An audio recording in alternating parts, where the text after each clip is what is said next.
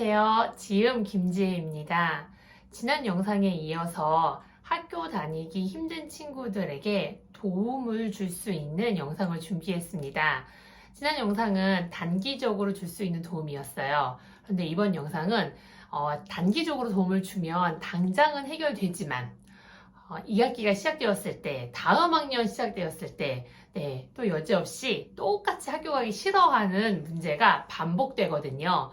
그것을 방지하기 위해서 장기적으로다가 어떻게 도움을 주어야 하는지에 대한 영상입니다. 학교 생활을 할 때 저는 장기적으로다가 도움을 주어야 되는 것은 두 가지라고 생각해요. 첫 번째는 바로 독립성입니다. 독립이 되어 있어야지 학교 안에서 생활하기가 아주 편해요. 왜냐? 도움을 줄 수 있는 부모님이나 근데 누가 없잖아요. 내가 주어진 모든 문제 또는 주어진 역할을 스스로 해내야 하는 곳이 학교잖아요. 그래서 의존성이 너무 강하면 학교 생활하기가 힘들어요. 근데 어떻게 독립을 시켜야 되는 거지? 무엇이 독립돼야 하는 거지? 라고 이제 생각을 해보면 독립은 크게 5가지 영역으로다가 독립을 나누었어요. 첫 번째 독립은 바로 자조 능력이에요.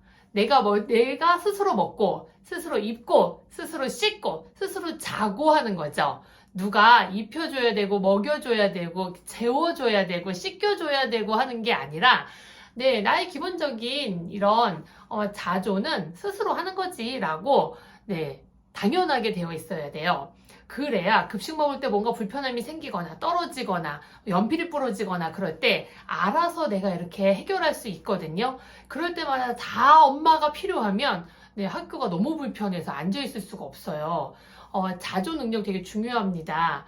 의외로 초등학교 저학년, 아니 때로는 고학년 친구들 중에서도 먹고 입고 씻고 자고 하는 이런 기본적인 것들이 스스로 하기 힘든 친구들이 꽤 많아요. 저는 독립의 기본은 자조 능력이라고 항상 강조합니다.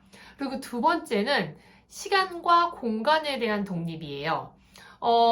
어느 정도 연령이 되면 집에서 혼자 있을 수 있어야 돼요.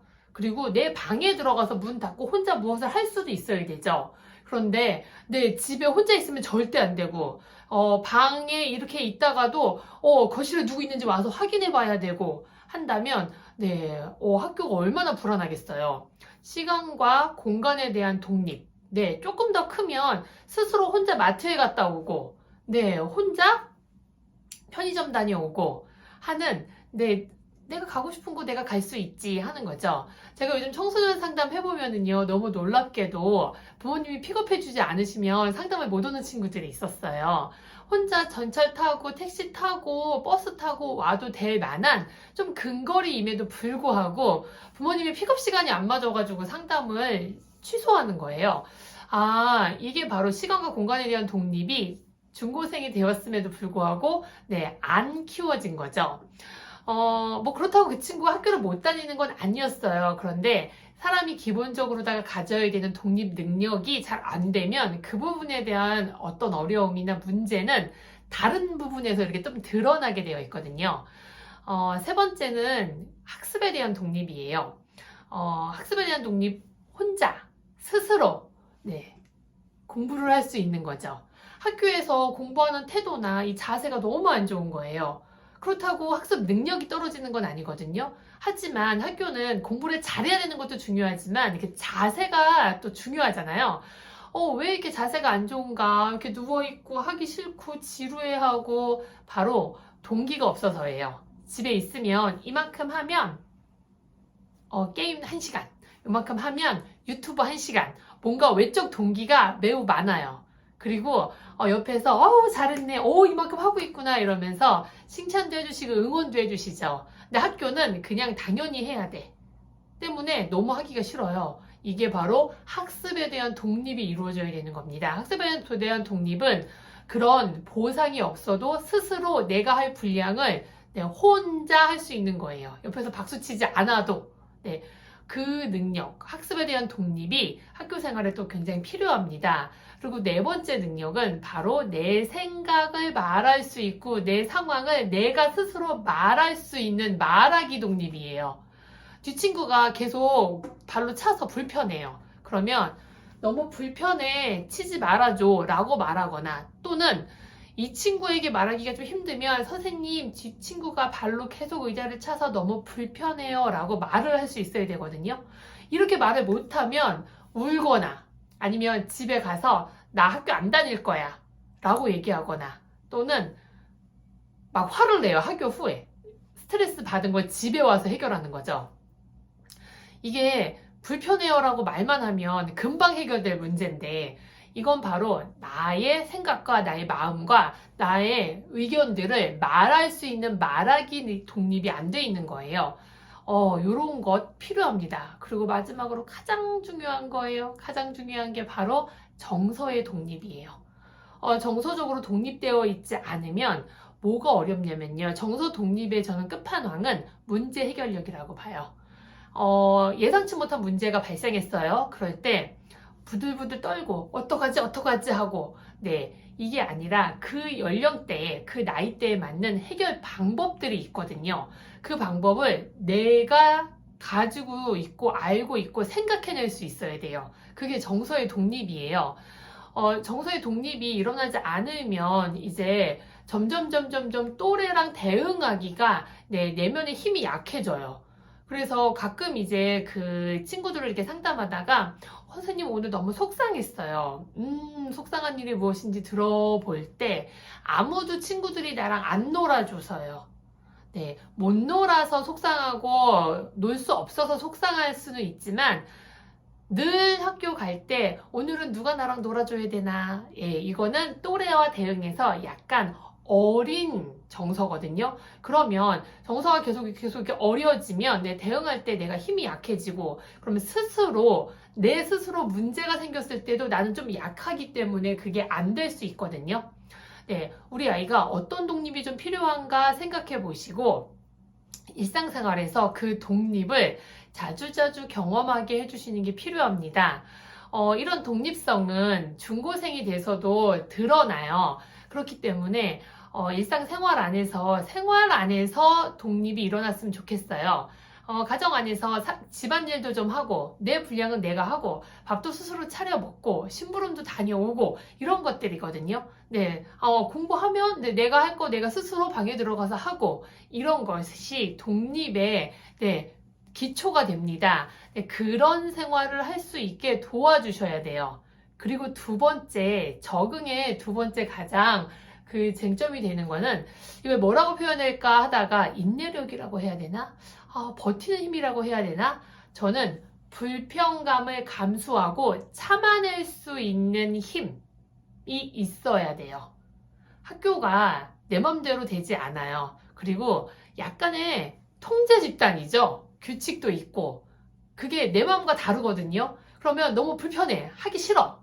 하지만 참아내고 그것을 기꺼이 할 수 있는 힘이 있어야 학교 안에서 있을 수 있어요. 가끔은 너무 당연한 것이 힘들어가지고서는 학교를 못 다니겠다고 얘기해서 어쩌죠? 라고 상담을 오시는 경우가 있어요. 그래서 뭔가 봤더니 교실 내에서 너무 불편한 친구가 있는 거예요. 쟤 때문에 학교 못 다니겠어요. 불편은 하죠. 뭔가 마음에 안 들 수 있죠, 사람이. 그 아이랑 친하게 지낼 필요는 없지만, 네, 그냥 거기 있고, 나 여기 있고, 불편감을 감수하면서 참아낼 수 있는 힘이 있어야 되거든요. 그 한 명 마음에 안 들어서 학교 못 다닐 수는 없잖아요. 그런데 매일매일 그것 때문에 힘든 거예요. 불편감을 감수하고 참아내는 힘은 어느 날 하루 아침에 쌓여지지는 않아요. 하지만 저는 아이들이 뭔가 불편함을 호소했을 때 즉각 바로바로 해결해주기보다는 그것을 참아낼 수 있는 힘을, 견디는 힘을 줄 수 있었으면 좋겠어요. 예를 들면 저는 아이들을 데리고 이제 주말에 공원에, 놀이터에 이렇게 놀러 갔었어요. 그런데 좀 이렇게 모험을 할 수 있는 놀이터에 그 미끄럼처럼 이렇게 되어 있는 게 있었어요. 사다리를 타고 가서 흔들의자를 타고 그 다음에 쭉 올라가서 미끄럼을 타고 내려오는 참 인기가 많은, 네, 미끄럼틀이었는데, 아이들이 줄을 이렇게 서 있죠. 줄을 이렇게 서 있는데 힘들죠, 줄 서 있기. 가끔 이런 부모님들을 봤습니다. 부모님이 대신 줄을 서고 계신 거예요. 그러다가 차례가 되면 지음아! 그래서 지음이가 와서 딱 타요. 제가 조금 안타까웠어요. 왜냐면 불편감을 감수하고 견디는 힘을 경험할 수 있는 기회인데, 네, 조금 기다렸다 타면 더 재밌을 텐데, 매번 그렇게 타시는 거예요. 매번. 그래서 아이가 와서 딱 즐거움만 경험해요. 딱 즐거움만 경험해요. 그러면, 네, 거기 줄 서 있는 친구들은 힘듦을 견디고, 그것을 기다림으로써, 네, 견디는 힘이 조금 생긴 거죠. 또 어떤 친구는, 학교 다니기 너무 힘들대요. 그래서 뭐가 이렇게 힘든가 봤더니 앉아있기가 힘들대요. 앉아있기 힘들지. 그래서 안 다니고 싶대요. 앉아있는 힘은 정말 어른도 힘들 수 있어요. 그런데 학교 안 다닐 거 아니고 다닐 거면 그만큼은 그 공교육에 원하는 규칙 안으로 들어가야 하잖아요. 그러기 위해서는 네, 그 앉아있는 힘도 견딜 수 있어야 하는 거죠. 저는 전철을 타고 출퇴근을 해요. 그냥 어느 날 전철을 탔는데 어떤 아이하고 같이 탔어요, 부모님하고. 물론 제가 그 아이를 전부 다 아는 건 아닌데 그 앉아있기가 힘들어서 이렇게 막 움직였어요. 네, 저는 아이는 그럴 수 있다고 생각해요. 그리고 내리고 싶다 그랬어요. 그런데 부모님들이 알았어 그러면은 다음 정거장에서 내리는 거죠. 그러시면서 그 다음 거 타면 되지 뭐. 한 정거장 탔는데 그러면 한 정거장 정도 더 기다리고 견디고 약간 버티는 힘을 주고 내리셨으면 더 좋았을 걸. 네, 그래서 제가 아이들이 어떤 불편함이나 힘듦이 있으면 그렇게 불편할 수 있지. 조금 견디어보자. 줄 서기 힘들지. 그러면 우리 끝말잇기 하면서 줄 서보자.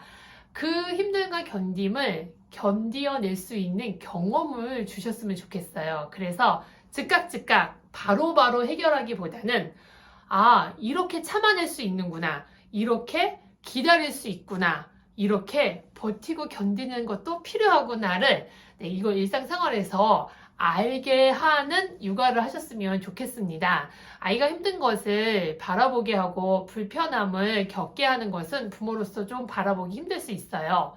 하지만 학교를 대신 다녀줄 것이 아니라면 이 정도까지는 커야 하는구나 로다가 독립 그리고 네, 불편을 참을 수 있고 감수할 수 있는 힘을 네, 그 또래에 대등하게 학교의 그 기준 정도에 네, 맞게 도와주셨으면 좋겠습니다. 그럼 오늘도 평안하고 편안한 하루 되세요. 감사합니다.